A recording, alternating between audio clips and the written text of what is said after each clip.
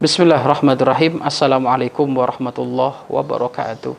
Alhamdulillah. Alhamdulillahirabbil alamin. Wa bihi nasta'inu ala umuri dunya waddin. Wa sallallahu wa sallama ala imamil mursalin. Habibi rabbil alamin. Sayyidina wa maulana Muhammad sallallahu alaihi wasallam wa ala alihi wa ashabihi wa tabi'ina lahum bi ihsanin ila yaumiddin, amma ba'd. Sahabat-sahabat fillah yang dimuliakan oleh Allah Subhanahu wa taala, kadar pangkat di hadapan Rasulullah sallallahu alaihi wasallam, nilai pangkat kita di hadapan Rasulullah sallallahu alaihi wasallam tergantung berapa banyak sholawat yang kita haturkan kepada Rasulullah sallallahu alaihi wasallam. Dan tidaklah seseorang bersolawat sekali kecuali Allah membalasnya 10 kali. Sholawatnya Allah adalah kemudahan yang akan diberikan kepada hambanya, pengkabulan hajah-hajah, doa, dan juga pengampunan dosa-dosa. Kadar pangkat kita di hadapan Rasulullah adalah sebanyak kita membaca sholawat kepada baginda Nabi Muhammad sallallahu alaihi wasallam. Sholawat adalah amaliyah yang tidak berat, karena sholawat tidak diharuskan ikhlas. Sehingga disebutkan oleh para ulama, semuanya amal ibadah itu rohnya adalah ikhlas, kecuali sholawat. Sholawat ikhlas nggak ikhlas diterima oleh Allah Subhanahu wa taala, karena ini khususiyah kemuliaan Allah kepada baginda Nabi Muhammad sallallahu alaihi wasallam.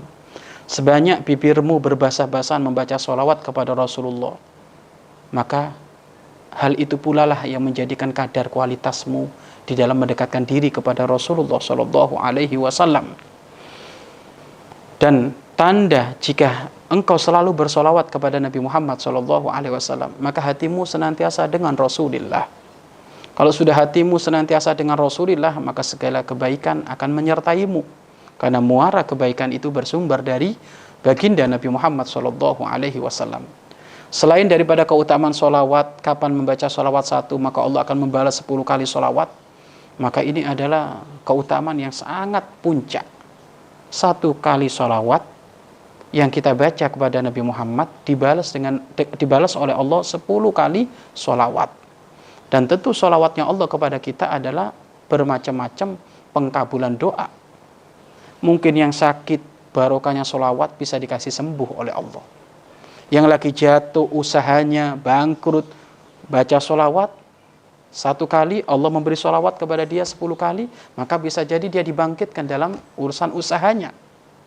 Di saat dia gundah hatinya, dengan sholawat Allah akan memberikan kemudahan untuk lapang hatinya.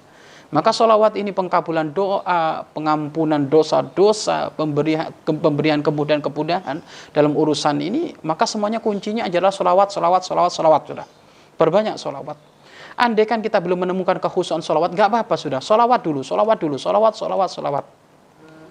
Selain daripada itu, nanti puncaknya, kemuliaan dari sholawat ini, nanti kita bisa bersanding dengan baginda Nabi Muhammad sallallahu alaihi wasallam. Di hari kiamat, yang akan dekat dengan Rasulullah adalah orang yang banyak membaca sholawat. Kalau ada orang berbicara, Pak Ustadz, ahli sholawat tapi masih maksiat, bagaimana? Ya tentu dia manusia. Mungkin sekali dia maksiat. Urusan maksiatnya dia ada dosa, urusan sholawatnya dia ada pahala. Ya memang tidak sempurna manusia ini. Mungkin ada sisi kejelekannya, mungkin ada sisi kebaikannya. Tetapi membaca sholat kepada Nabi Muhammad sangat dianjurkan. Dan ingat loh, membaca sholat kepada Nabi Muhammad tidak harus kelasnya kiai saja. Mungkin ada orang belum ahli sholat, membaca sholawat gak masalah. Ya kan? Tidak harus ahli Al-Quran baru baca sholawat. Enggak usah dibatasin seperti itu. Mungkin ada orang tidak bisa membaca Al-Quran, mungkin Al-Qurannya baru belajar Iqra. Enggak apa-apa, ucapkan sholawat. Karena itu urusanmu kepada baginda Nabi Muhammad sallallahu alaihi wasallam. Akan tetapi memang utamanya adalah membaca sholawat adalah dengan khusyuk, dengan serius. Karena engkau membaca untuk siapa ini? Untuk Nabi Muhammad. Siapa Nabi Muhammad itu? Orang yang dimuliakan oleh Allah Subhanahu wa taala. Maka bukan berarti walaupun sholawat itu yang tidak ikhlas akan diterima oleh Allah sehingga kita sewena-wena.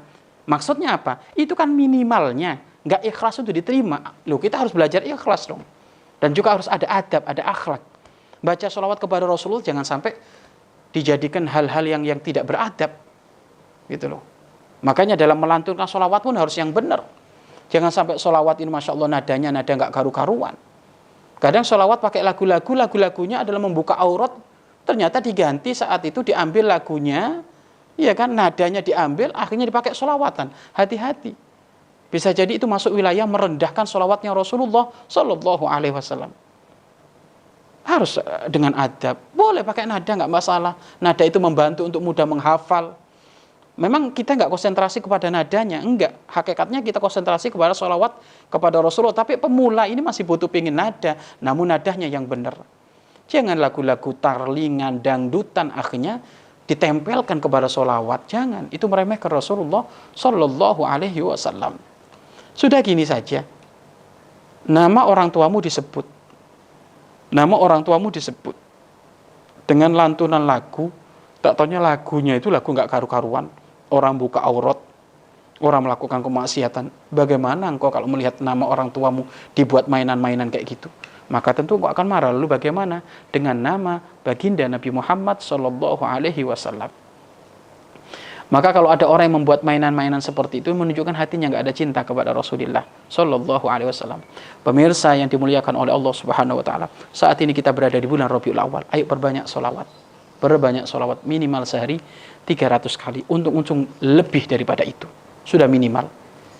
Ini alamat kita agar supaya nanti dicari oleh Rasulullah Sallallahu Alaihi Wasallam dengan banyak-banyak sholawat. Paksa sehari masa 300 nggak bisa, dipaksa. Mula-mula dipaksa, kemudian menjadi biasa, akhirnya jadi cinta. Biasakan memaksa, sholawat terus, sholawat, sampai nanti memiliki kecintaan yang sesungguhnya kepada Rasulullah Sallallahu Alaihi Wasallam. Dan mintalah kepada Allah agar supaya dibimbing kita bisa mencintai Rasulullah dengan sesungguhnya. Pemirsa yang dimuliakan oleh Allah, pastikan pangkatmu, derajatmu, kedudukanmu agar supaya dekat dengan Rasulullah dengan memperbanyak pembacaan sholawat. Dan mohon di saat membaca sholawat hendaknya memakai adab, memakai akhlak. Hadirkan di saat engkau membaca sholawat Rasulullah di hadapan kita. Bagaimana kalau Rasulullah di hadapan kita? Tentu kita begitu tawadhu, merendah diri, berakhlak mulia. Karena kita bertemu dengan orang yang kita cintai, kita muliakan. Wallahu a'lam bissawab.